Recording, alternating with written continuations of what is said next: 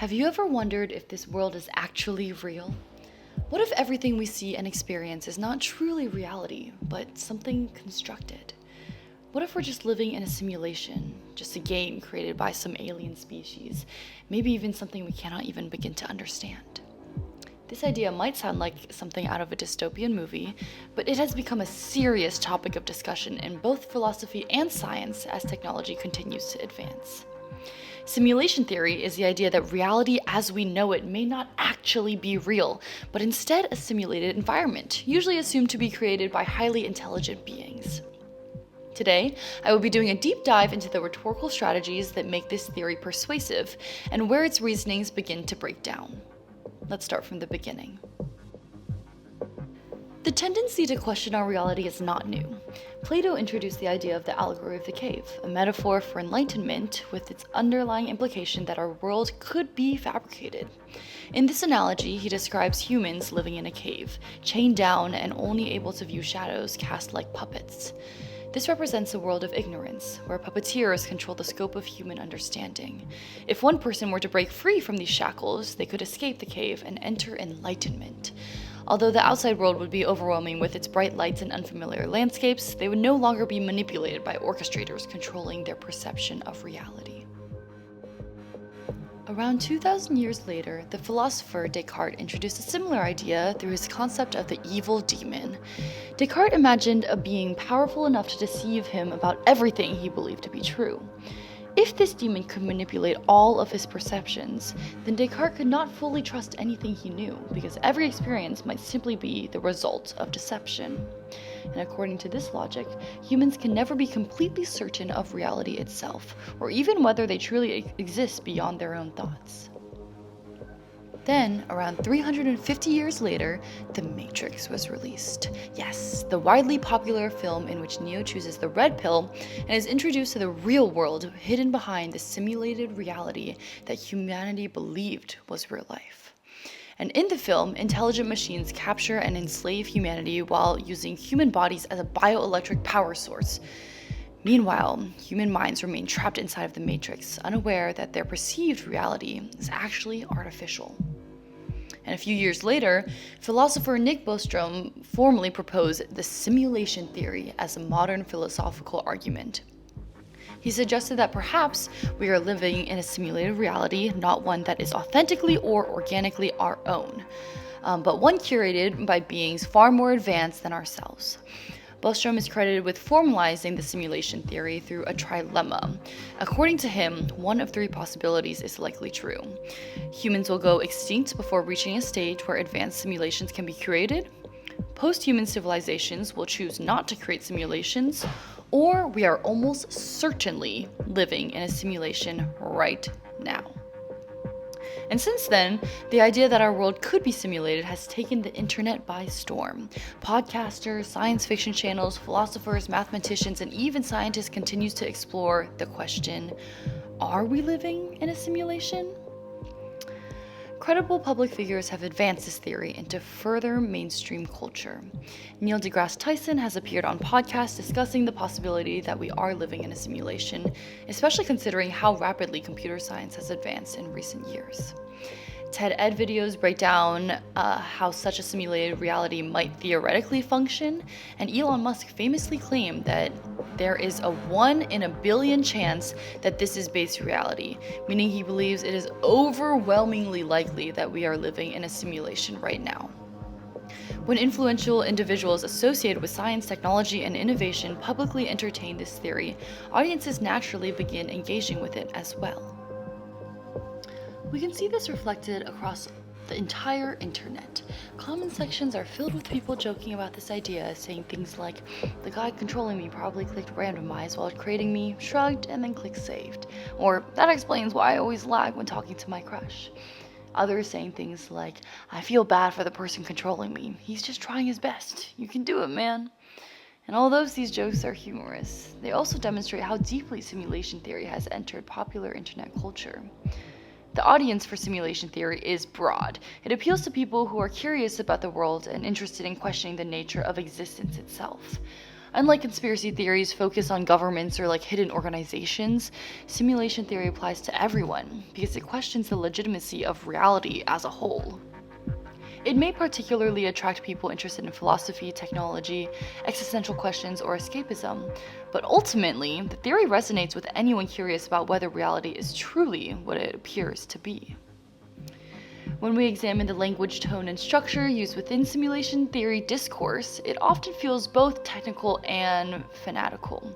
It is technical because it incorporates concepts from computer science, artificial intelligence, virtual reality, and technological advancement. This is another reason why simulation theory has gained so much attention in recent years. Every year, humans create increasingly realistic virtual environments, artificial intelligence systems, and simulations that become more development to distinguish from reality itself. And if humans are already capable of developing these systems, then audiences may find it plausible that a far more advanced civilization could create a simulation populated with conscious beings, or us. And then, at the same time, the rhetoric surrounding simulation theory often leans heavily into existentialism and philosophical uncertainty. So podcasts, videos, and thought experiments transport audiences into dystopian hypotheticals, pulling them away from ordinary life and into imagined worlds where machines use humans as energy sources and where reality itself is artificial. This combination of technical reasoning and then emotional unease makes the theory incredibly compelling. It kind of creates some fear, but also curiosity and just altogether fascination, making audiences feel unsettled while also pulling them deeper into the discussion. So, now let's take a deeper look at the rhetorical strategies that make this theory persuasive. The theory's persuasiveness does not come from one single source, but from how multiple rhetorical appeals reinforce one another. Its ethos is grounded in figures like Nick Bostrom, Neil deGrasse Tyson, and educational platforms such as TED-Ed, whose academic and intellectual credibility give the theory an appearance of very strong legitimacy. And because the theory is associated with respected philosophers, scientists, innovators, audiences are more inclined to take its claims seriously.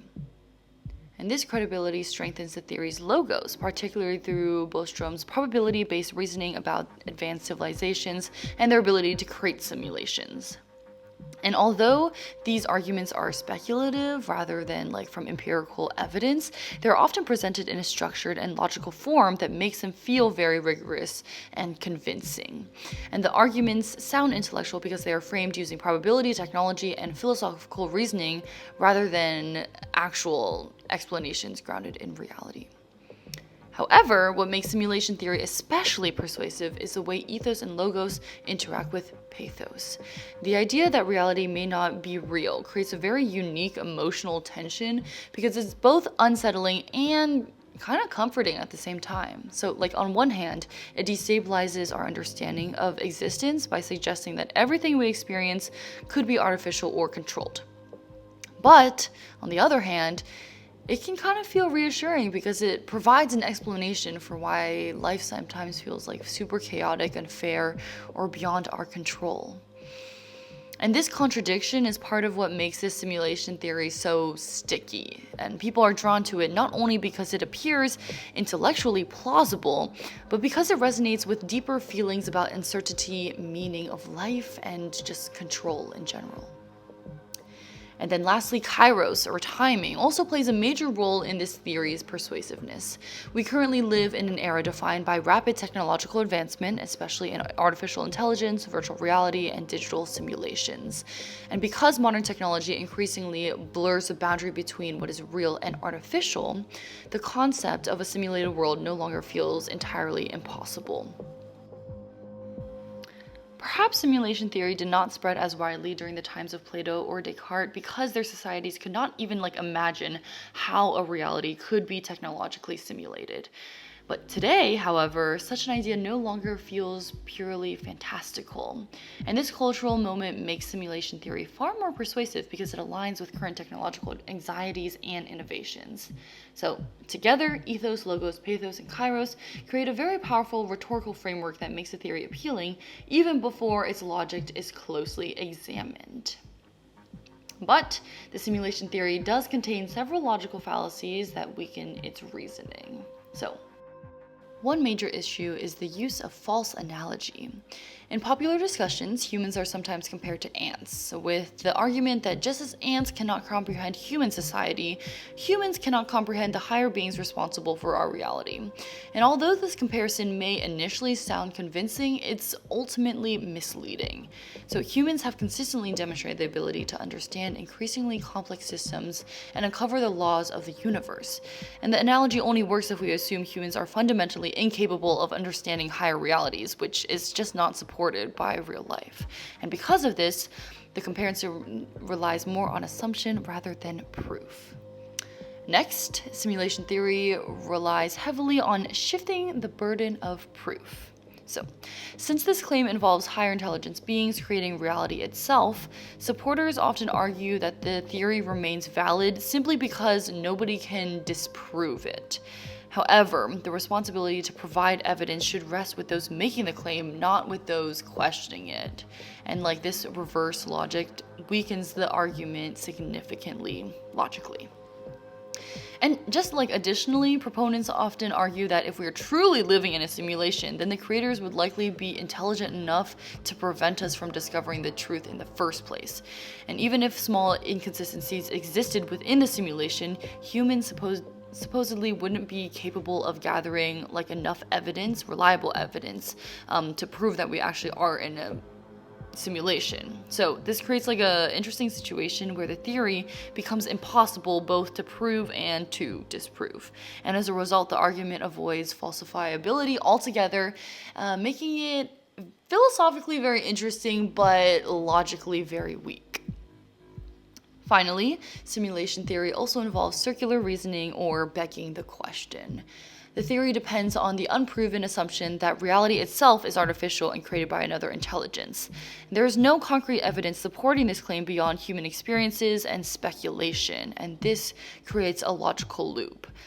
Reality appears simulated because we are in a simulation, and we are in a simulation because reality appears simulated. The conclusion is built directly into the premise, which weakens the reasoning substantially logically. But even though these logical flaws exist, they rarely diminish public fascination with the simulation theory. The emotional appeal is simply too powerful. And pathos is deeply integrated into almost every piece of media surrounding this theory, causing many audiences to overlook the logical weaknesses entirely.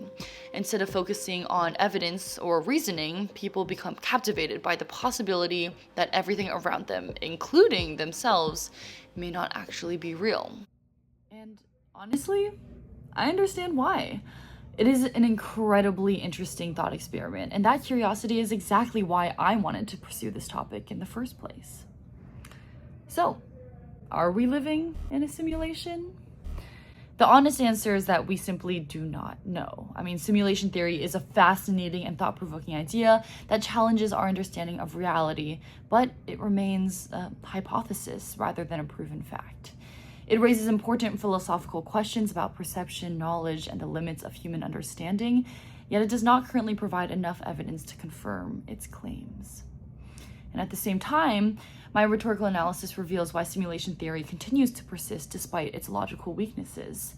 Its credibility is strengthened through respected figures, its logic is framed in scientific and technological language, and its emotional appeals tap into existential fears and comforts. And its timing aligns perfectly with modern anxieties surrounding artificial intelligence and digital reality. Even though its reasoning often breaks down under closer examination, the theory remains culturally powerful because it appeals to both emotion and curiosity at the same time. And in the end, whether or not we are living in a simulation should not fundamentally change how we experience life. Our emotions, relationships, and choices still feel real to us, which means they still carry meaning. Even if reality were simulated, our experiences within it would still matter. Perhaps the most important aspect of the simulation theory is not whether or not it's true, but what it reveals about humanity itself. That we are willing to question everything, even the nature of our own existence. And honestly, that curiosity might be the most real thing about us. Thank you so much for listening, and I hope you have a wonderful day.